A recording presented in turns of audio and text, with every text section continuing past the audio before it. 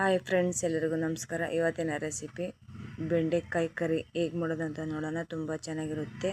ನೀವು ಒಮ್ಮೆ ಟ್ರೈ ಮಾಡಿ. ಅನ್ನ, ಚಪಾತಿ, ಪೂರಿಗೆಲ್ಲ ಚೆನ್ನಾಗಿರುತ್ತೆ. ಇದೇನೇನು ಬೇಕು ನೋಡ್ಕೊಳ್ಳೋಣ.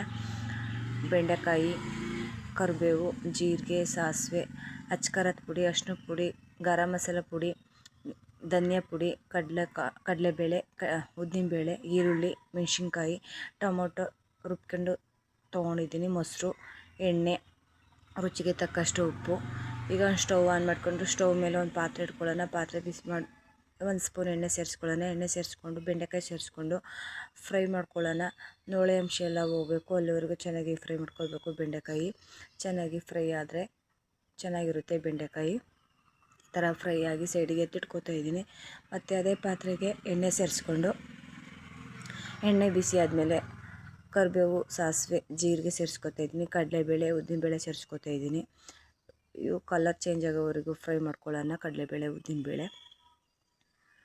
ಈಗ ಈರುಳ್ಳಿ ಸೇರಿಸ್ಕೊತಾ ಇದ್ದೀನಿ. ಈರುಳ್ಳಿ, ಹಸಿಮೆಣ್ಸಿನ್ಕಾಯಿನೂ ಸೇರಿಸ್ಕೊತಾ ಇದ್ದೀನಿ. ಅದನ್ನು ಕೂಡ ಹಾಕಿ ಹಸಿ ಸ್ಮೆಲ್ ಹೋಗೋವರೆಗೂ ಒಂದು ಸ್ವಲ್ಪ ಸಾಫ್ಟ್ ಆಗೋವರೆಗೂ ಈರುಳ್ಳಿ ಫ್ರೈ ಮಾಡ್ಕೊಳ್ಳೋಣ.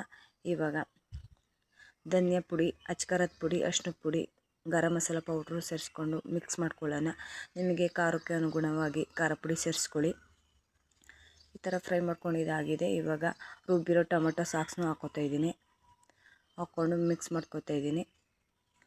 ಇದು ಚೆನ್ನಾಗಿ ಹಸಿ ಸ್ಮೆಲ್ ಹೋಗಬೇಕು, ಅಲ್ಲಿವರೆಗೂ ಚೆನ್ನಾಗಿ ಫ್ರೈ ಆಗಬೇಕು. ಈ ಥರ ಫ್ರೈ ಆದಮೇಲೆ ಕಮ್ಮಿ ಉರಿ ಇಟ್ಬಿಟ್ಟು ಮೊಸರು ಸೇರಿಸ್ಕೊಳ್ಳೋಣ. ಮೊಸರು ಸೇರಿಸ್ಕೊಂಡು ಚೆನ್ನಾಗಿ ಮಿಕ್ಸ್ ಮಾಡ್ಕೊಳ್ಳೋಣ. ಈ ಥರ ಚೆನ್ನಾಗಿ ಮಿಕ್ಸ್ ಆಗಬೇಕು. ಖಾರ ಎಲ್ಲ, ಮೊಸರು ಎಲ್ಲ ಗ್ರೇವಿ ಥರ ಬರಬೇಕು. ಮಿಕ್ಸ್ ಮಾಡ್ಕೊಂಡಿದ್ದಾಗಿದೆ.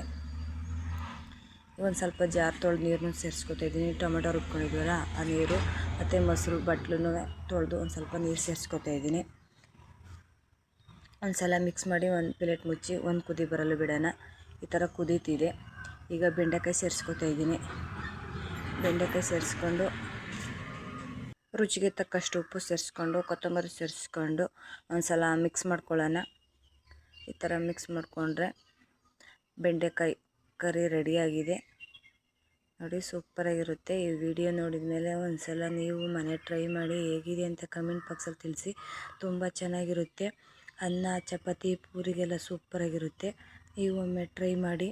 ವಿಡಿಯೋ ಇಷ್ಟ ಆಗಿದೆ ಅಂದ್ಕೊಂಡಿದ್ದೀನಿ. ಇಷ್ಟ ಆದರೆ ಲೈಕ್ ಮಾಡಿ, ಸಬ್ಸ್ಕ್ರೈಬ್ ಮಾಡಿ, ಶೇರ್ ಮಾಡಿ, ಸಪೋರ್ಟ್ ಮಾಡಿ. ಮತ್ತೊಂದು ವಿಡಿಯೋ ಜೊತೆ ಸಿಗೋಣ. ಬಾಯ್ ಬಾಯ್, ಟೇಕ್ ಕೇರ್.